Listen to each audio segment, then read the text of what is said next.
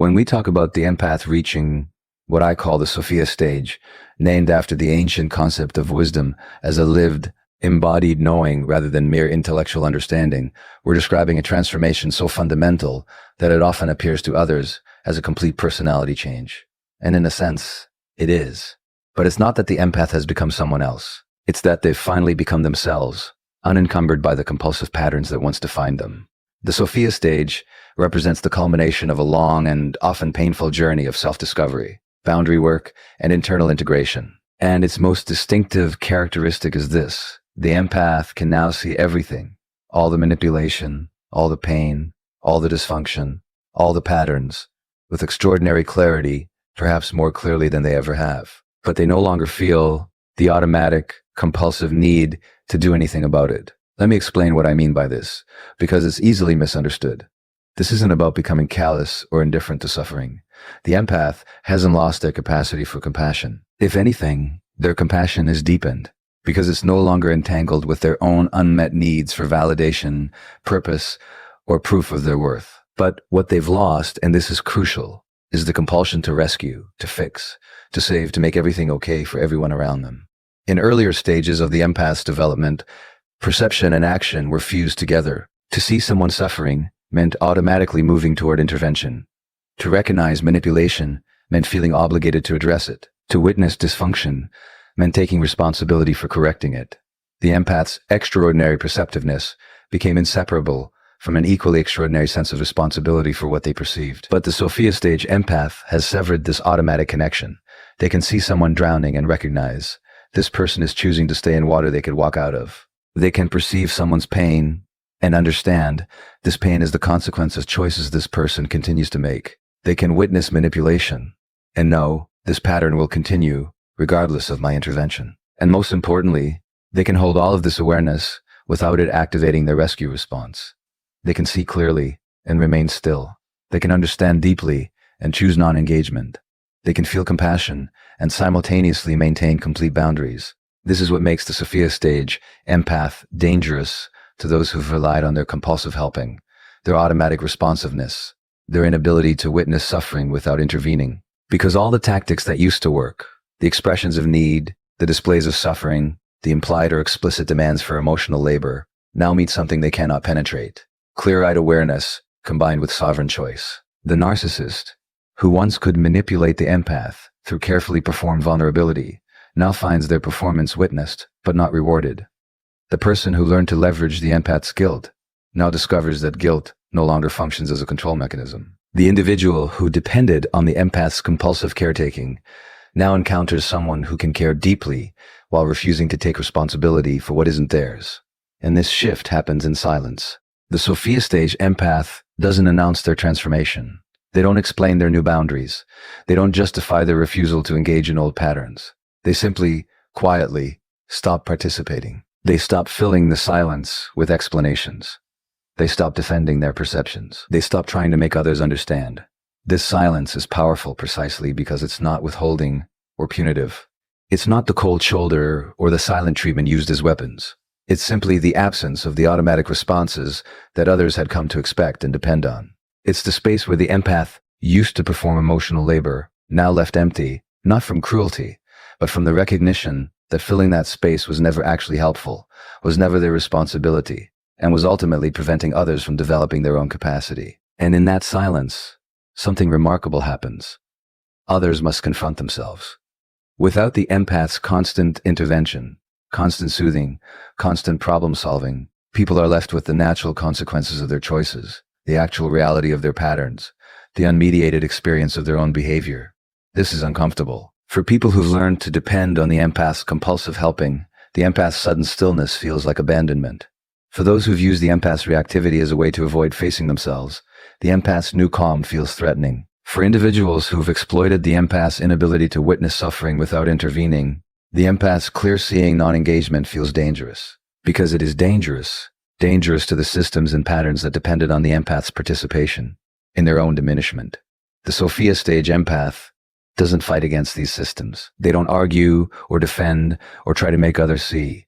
They simply withdraw their energy, and in doing so, they remove the keystone that was holding dysfunctional dynamics in place. This is wisdom not as knowledge, but as embodied practice. The Sophia Stage empath has learned what cannot be taught through words alone. That true compassion sometimes looks like refusal. That genuine love sometimes requires distance. And that the most powerful thing an empath can do is nothing at all. When you can see everything and choose to save nothing, you finally learned that witnessing is sometimes the deepest form of respect you can offer another person's journey. Building on this foundation of seeing without saving, there's another quality that emerges in the Sophia Stage empath that makes their silence particularly potent. Because when the empath stops filling every gap with words, explanations, emotional labor, and reassurance, something unexpected happens.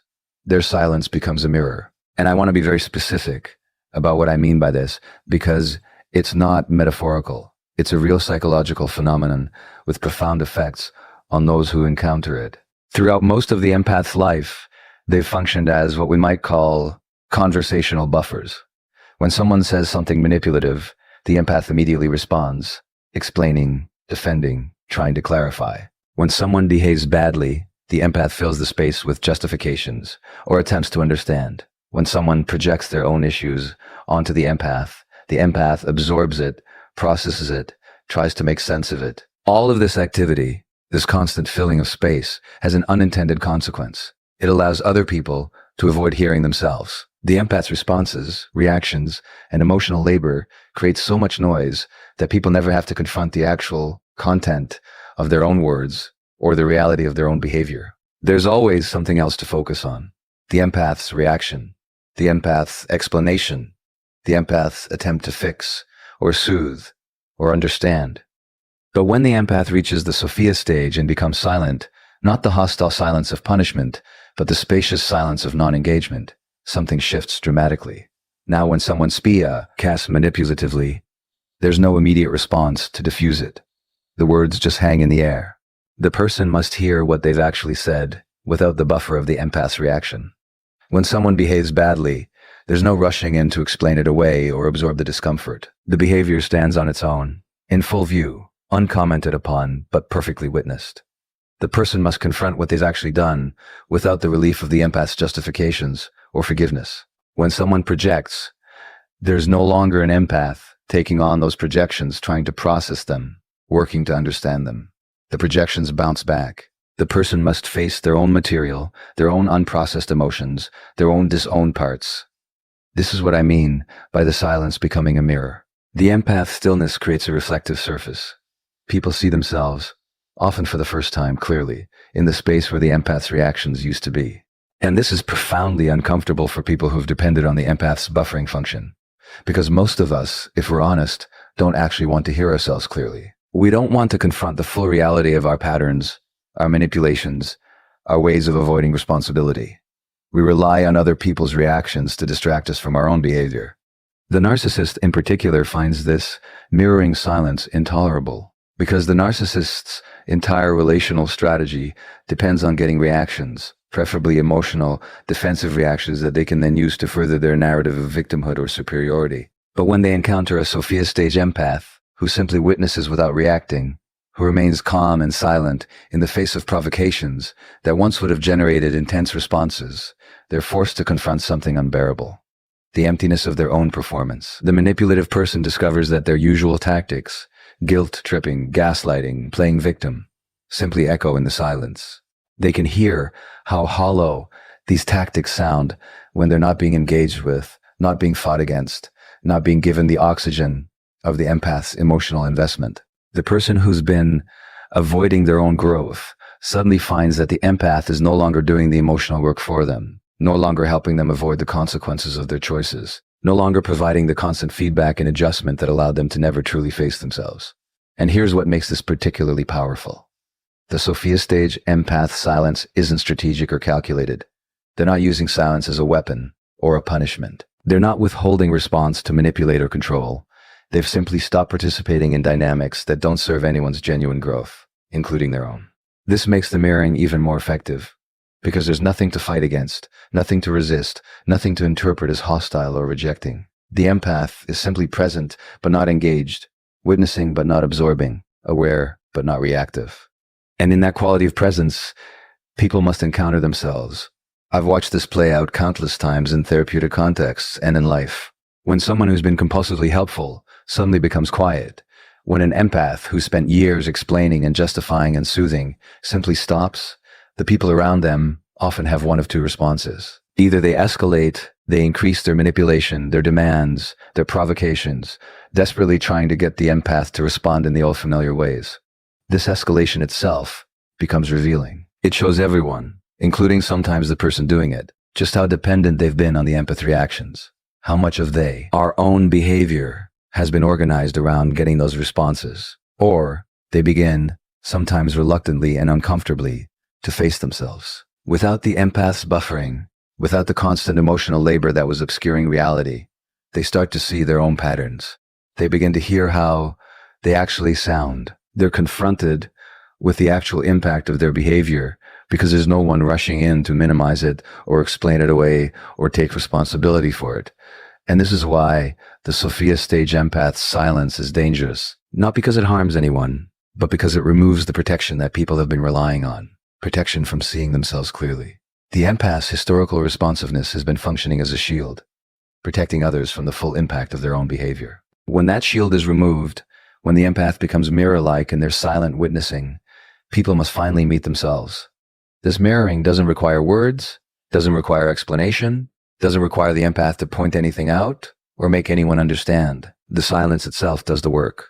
The space where the empath's reactions used to be becomes the space where truth becomes visible. And for the empath, this is profound liberation because they're no longer carrying the burden of making people see, making people understand, making people face what they're doing. They've discovered that their silence can communicate more than their words ever did, that their stillness can teach more than their explanations, that their simple presence, aware but unentangled, creates conditions for truth to emerge naturally. When you stop filling silence with justifications and explanations, the silence fills with truth that others can no longer avoid hearing. Now, to people who've known the empath before this transformation, to those who've experienced their seemingly boundless compassion, their immediate responsiveness to distress, their willingness to drop everything to help, the Sophia Stage can look like something has fundamentally broken. The empath appears cold, detached, even indifferent to suffering they would have once rushed to alleviate. And this perception isn't entirely inaccurate in terms of observable behavior, but the interpretation is completely wrong. What looks like indifference is actually radical discernment. And understanding this distinction is crucial to grasping what makes the Sophia Stage empath so fundamentally different from who they were before.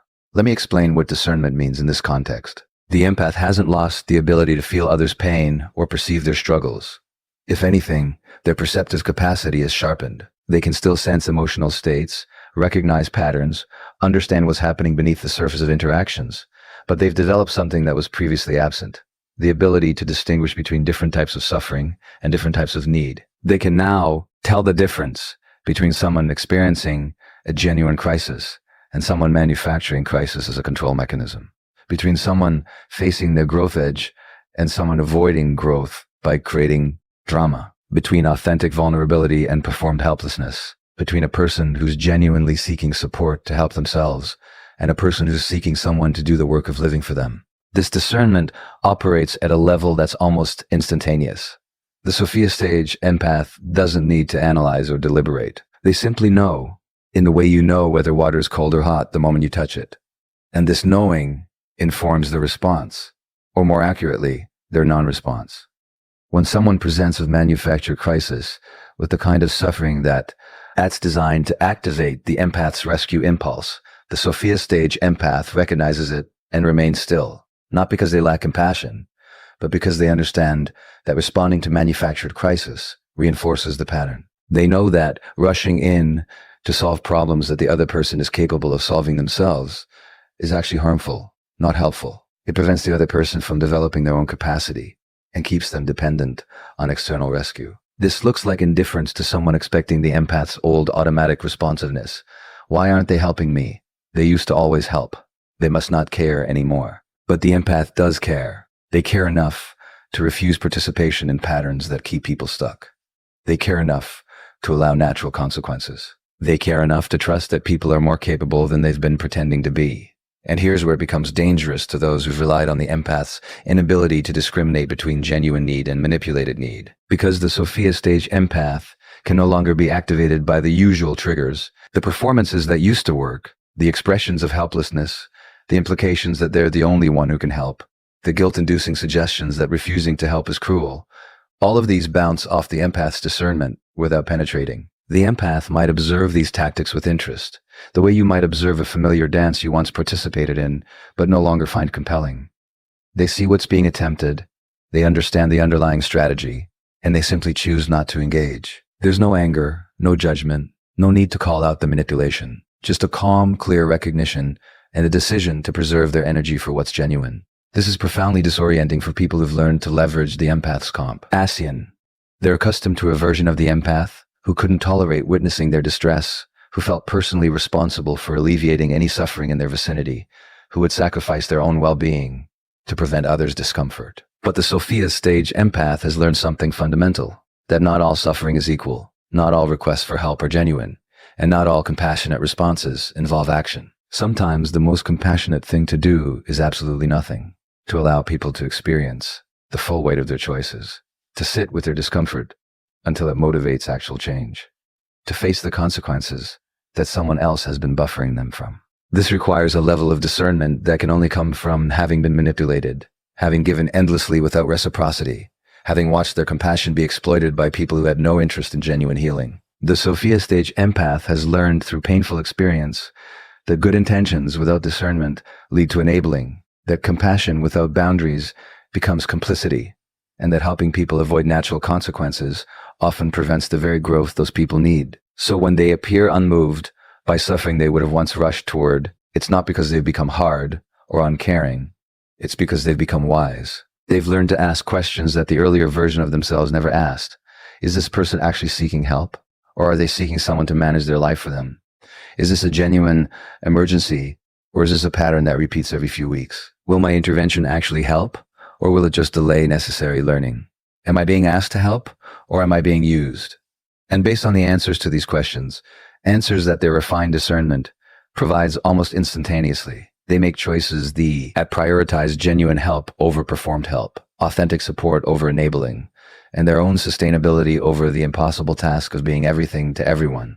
To those expecting the old version of the empath, this discernment looks like coldness. But to the empath themselves, it's liberation. It's the freedom to care deeply while choosing wisely, to feel compassion without being controlled by it, to recognize suffering without taking responsibility for suffering that isn't theirs to carry. What you mistake for indifference is actually the empath finally learning to distinguish between helping and enabling, between compassion and complicity, between genuine need and manipulated urgency. Now, there's a particular dimension to the Sophia Stage that makes the empath especially dangerous to those who operate through manipulation and unconscious patterns. And it has to do with shadow work, the psychological process of confronting and integrating the parts of ourselves we've disowned, denied, or hidden from conscious awareness. The journey to Sophia consciousness requires the empath to face something profoundly uncomfortable, their own shadow.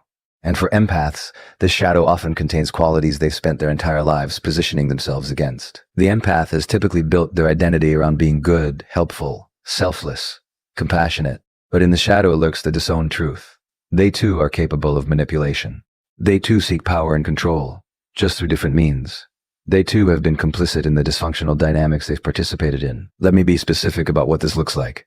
The empath must confront the ways they've used their empathy as a form of control, reading people's emotions to manage situations, anticipating needs to become indispensable, offering help to create obligation. They must acknowledge how air caretaking has sometimes been a way of avoiding their own needs, how their focus on others' problems has been a distraction from their own unresolved pain. They must face the uncomfortable reality that staying in harmful relationships wasn't just about compassion or loyalty. It was also about their addiction to being needed, their investment in being the hero or savior, their unconscious belief that their worth depended on being able to fix broken people. This is shadow material because it contradicts the empath's conscious self-image. It reveals that beneath all that selfless giving was also self-interest. Beneath all that compassion was also a need for validation. And this reckoning is devastating because the empath can no longer maintain the simple narrative where they're the good person being taken advantage of by bad people. They have to acknowledge their own participation, their own patterns, their own unconscious motivations. They have to see how they've sometimes enabled the very behaviors they claim to be victims of, how they've selected partners and friends who would maintain their role as rescuer, how they've resisted others' growth because that growth would threaten their sense of purpose. But here's what happens when an empath does this profound shadow work. When they face these uncomfortable truths about themselves and integrate them rather than continuing to deny them, they develop an almost supernatural ability to recognize these same patterns in others. Because once you've seen your own manipulation tactics clearly, once you've acknowledged how you've used vulnerability to control, how you've manufactured crises to gain attention, how you've played the victim to avoid responsibility, you can recognize these patterns instantly when others employ them. And I mean instantly. Often before the other person is even conscious of what they're doing. Is what makes the Sophia Stage empath dangerous. They're not just perceptive about others anymore, they're perceptive about the entire game, because they've acknowledged their own capacity to play it. They can see the manipulation in real time, often several moves ahead, because they understand the psychology behind it from the inside out. When someone starts to perform vulnerability to extract caretaking, the Sophia Stage empath recognizes it immediately because they remember doing the same thing. When someone creates a crisis to become the center of attention, the empath sees it clearly because they've mapped that territory in their own psyche. When someone uses guilt or obligation to control, the empath is immune because they've faced how they've done this themselves. This recognition doesn't come from judgment or superiority, it comes from self-knowledge.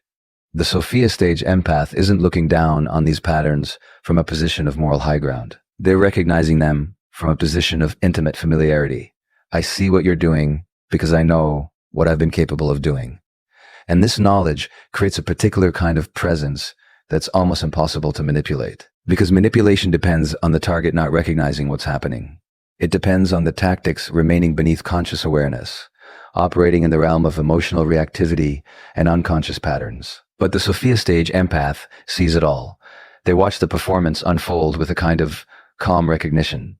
They can observe someone setting up a guilt trip and think, yes, I know this move. I've used this one myself. They can notice someone fishing for reassurance through self-deprecation and recognize it as a control tactic because they've employed that exact strategy.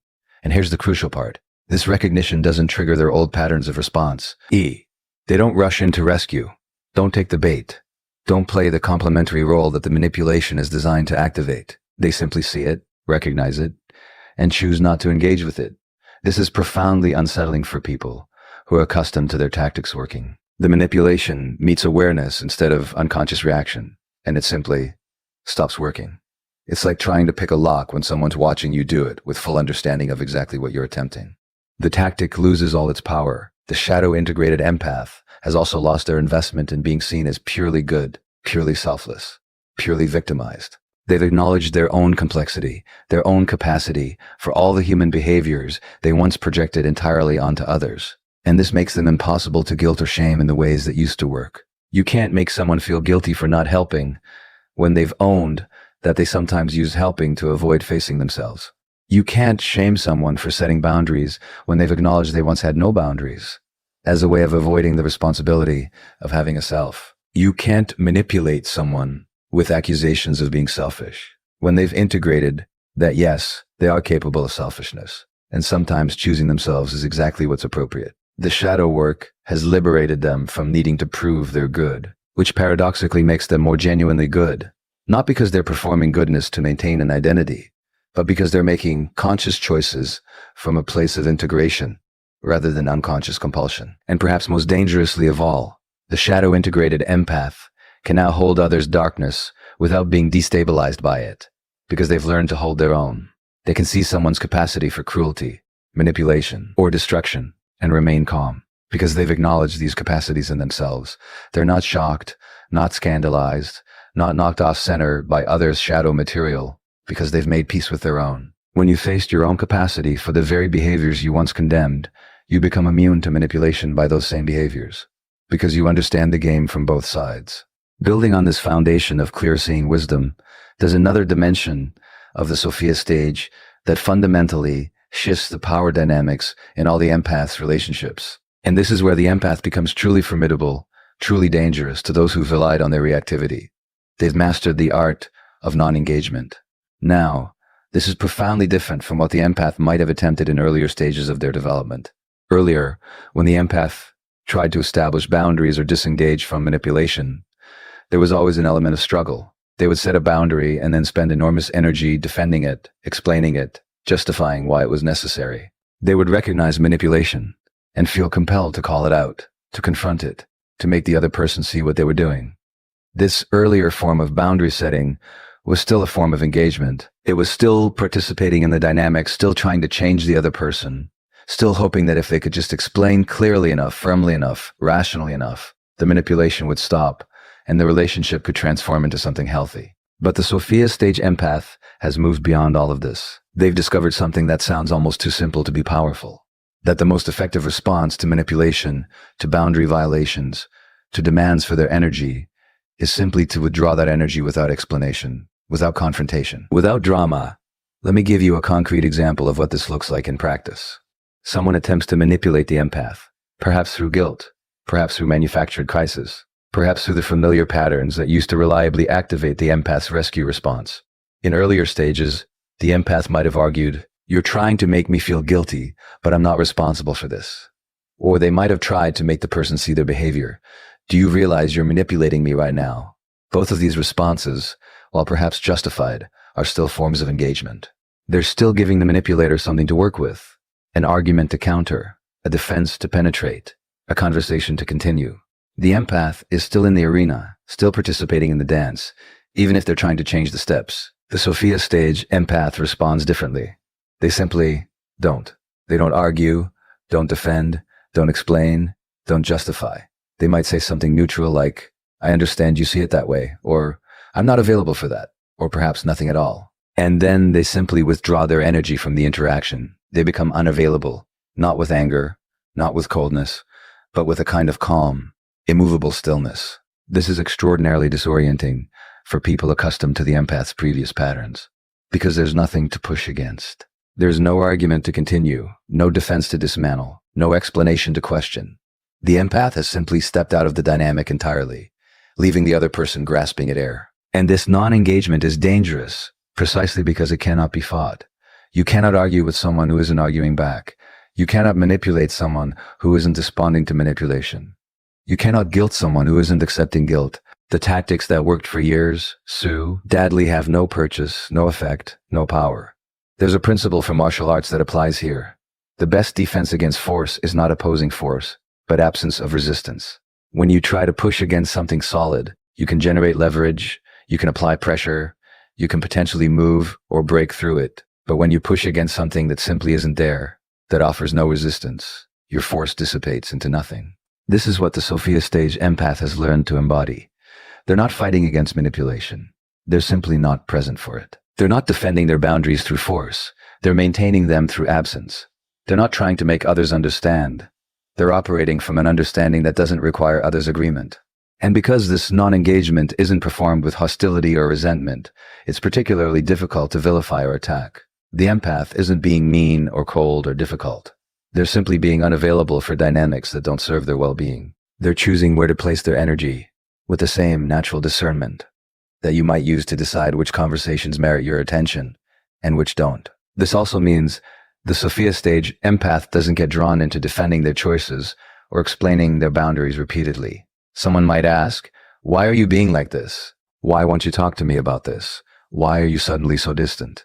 In earlier stages, these questions would have triggered long explanations, attempts to make the person understand, perhaps even doubt about whether the empath was being too harsh. But now, the empath recognizes these questions for what they often are: attempts to re-engage, to pull them back into the familiar dynamic, to create an opening where manipulation can resume.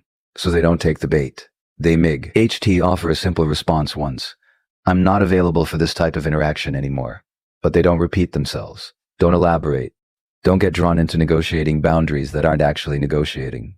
This refusal to engage in power struggles is itself a form of power, perhaps the most sustainable form. Because when you're fighting, you're expending energy, you're emotionally activated, you're still entangled with the other person, even if you're opposed to them. But when you simply withdraw, when you become like water that cannot be grasped, You preserve your energy for things and people that actually nourish you.